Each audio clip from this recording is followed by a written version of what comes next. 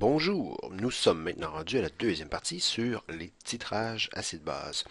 Nous nous retrouvons donc à la page 95 dans le cahier Christian Drouin et à la page, malheureusement, 95 aussi dans le tournier.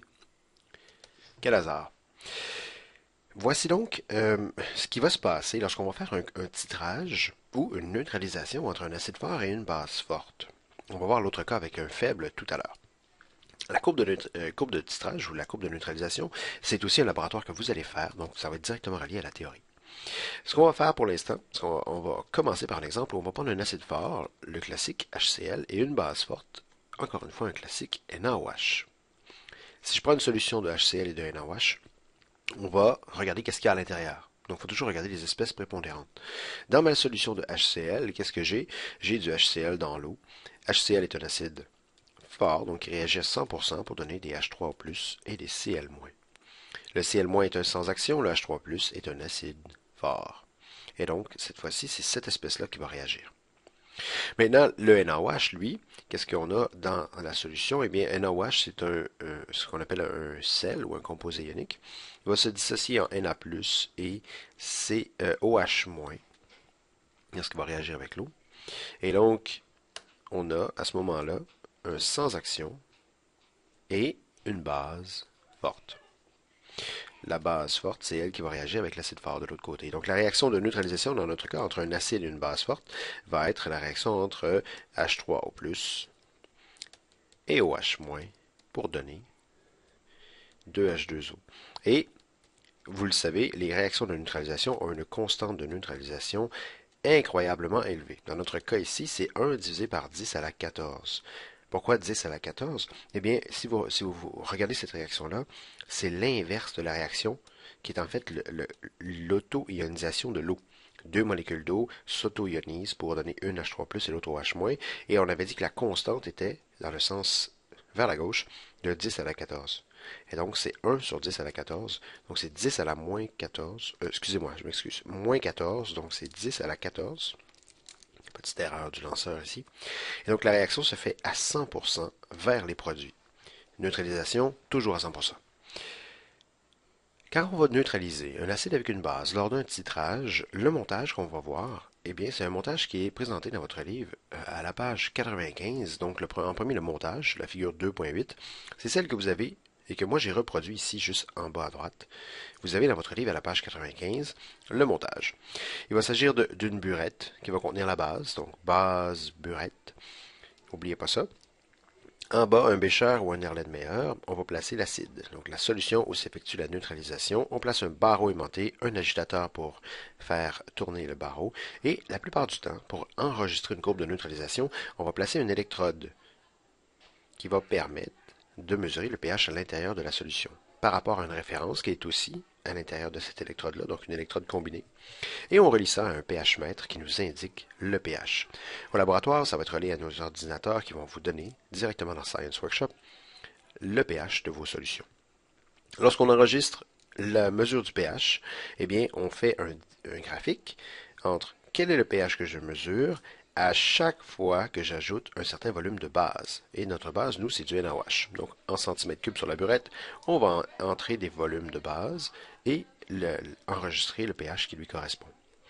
Lorsqu'on va avoir ajouté assez de base pour neutraliser tout l'acide qui est dans le bécher ou l'Erlen en bas, eh bien, il va y avoir une montée très très très rapide du pH lorsqu'on va ajouter une seule mini-goutte de base.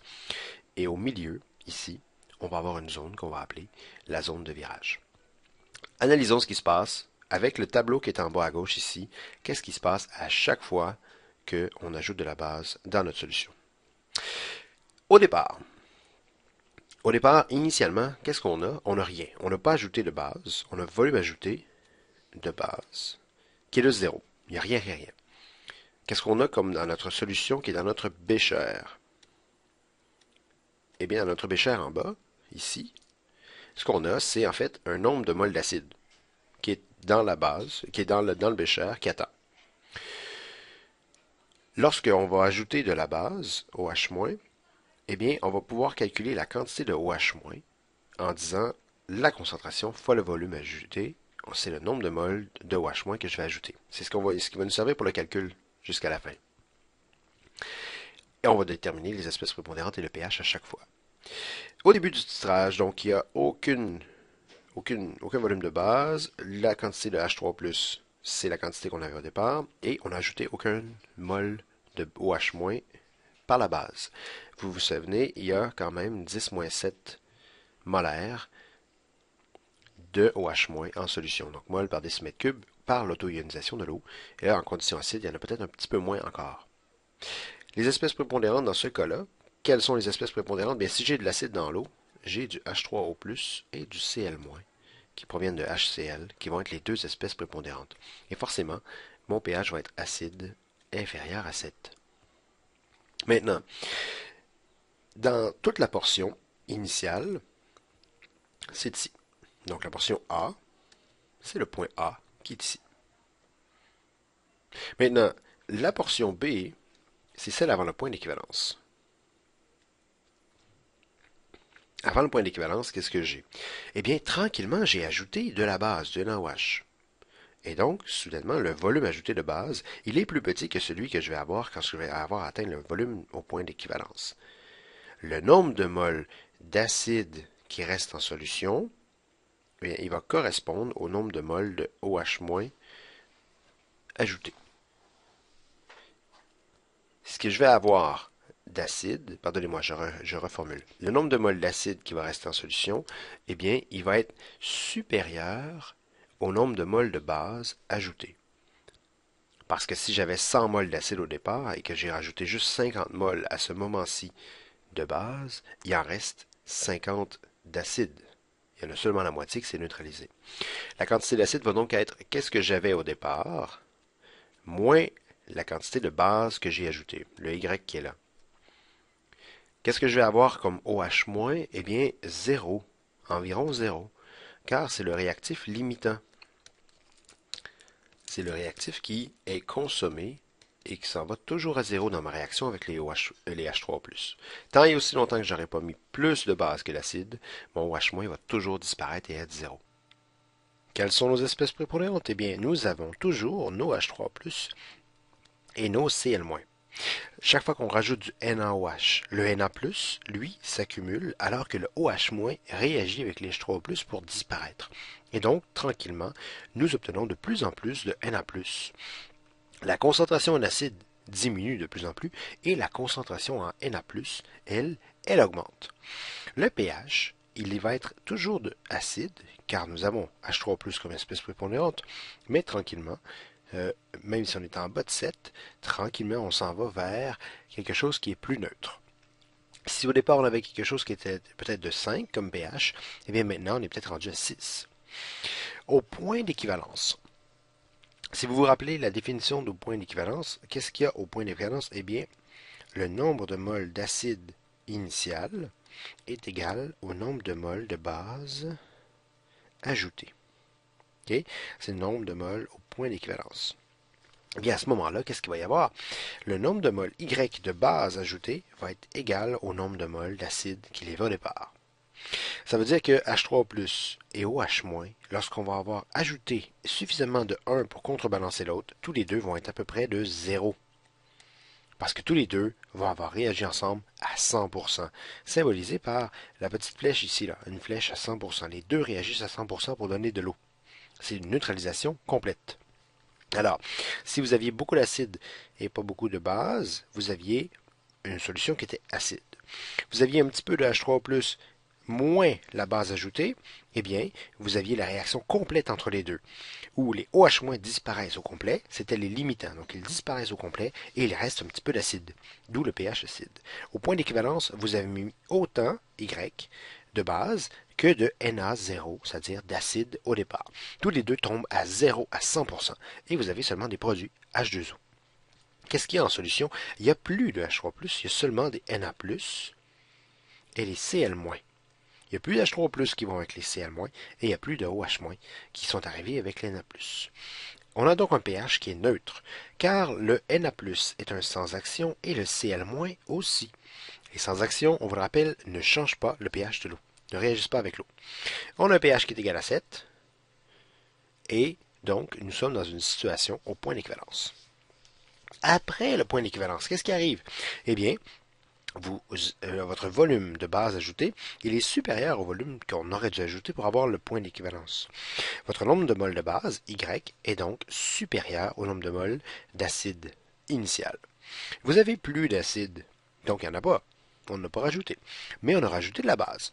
La base qu'on a rajoutée, c'est Y moins le nombre de moles de base qu'il y avait au départ. Parce que le nombre de moles Y qu'on a ajouté, eh bien, s'il est supérieur à ce qu'on avait au départ, tout ce qui reste en surplus, c'est la différence entre l'acide et la base ajoutée.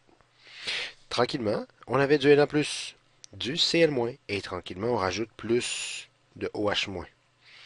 Le OH- augmente en concentration au fur et à mesure où on s'éloigne du point d'équivalence.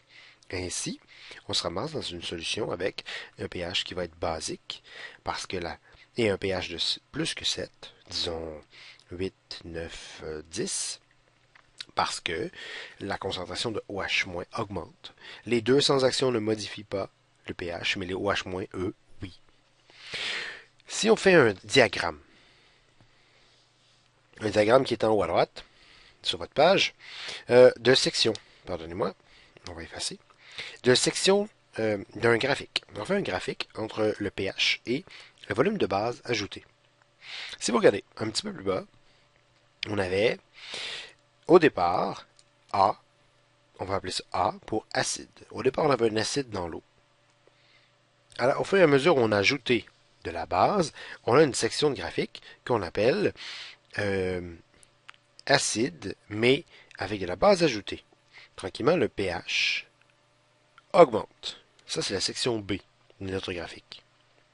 Au point d'équivalence, c'est la section où le pH augmente, parce que c'est le pH en fonction de la volume de base ajoutée. Le pH augmente très rapidement. Pourquoi? Il n'y a plus de H3+ pour contrebalancer la base ajoutée, les OH- ajoutés. Et là, le pH monte dramatiquement. Le point d'équivalence, c'est le moment où on est au milieu de la ligne droite ici. On appelle ça le point d'équivalence. Si on est au point d'équivalence, ce volume-là correspond au nombre de moles de base qui annule tous les nombres de moles d'acide. Ici, cette zone-là, on l'appelle E. E. Et ensuite, lorsqu'on rajoute de la base, on tombe dans un pH qui va être basique. Donc, la zone C. Juste ici. C. Alors, nous avons donc un diagramme de titrage entre un acide fort et une base forte. Et vous devez vous rappeler, un acide fort, pardon, au point d'équivalence. Qu'est-ce qu'il y a au point d'équivalence? Du Na+, dans notre exemple, Na+, et du Cl-, deux sans action. Quand vous allez titrer deux forts ensemble, au point d'équivalence, c'est des sans actions qu'il y a, et donc le pH sera de 7. Exactement 7. 7. Quand on va avoir un faible, soit un acide faible, soit une base faible qui va être dans notre couple, qui va être titré, eh bien, à ce moment-là, ce ne sera pas un pH neutre, ce sera un pH acide ou basique, dépendamment du faible. Souvenez-vous de ceci, on en reparle en classe lorsque nous rediscuterons des titrages acide-base. Bon travail, à bientôt.